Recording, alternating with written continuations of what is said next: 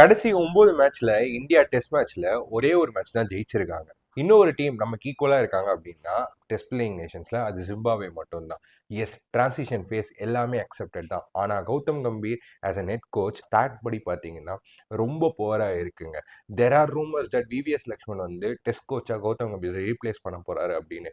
ஆனா அது எவ்வளவு தூரம் உண்மைன்னு தெரியலங்க. ரோஹித் சர்மா வந்து ஒரு பேட் ஃபேஸ்ல இருந்தார் ஆஸ் அ டெஸ்ட் கேப்டன். அதுக்கப்புறம் சுப்மன் கிலுக்கு இப்போ transition ஆயிருக்குங்க.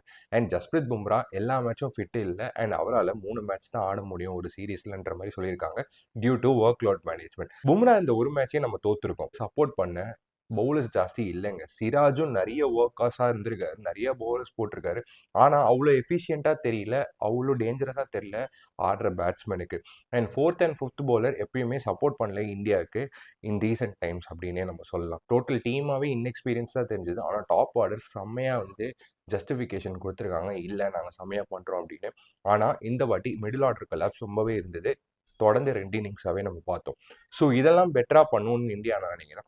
Follow Mars Main on Instagram for more such cricket videos and on YouTube, subscribe and support to my channel.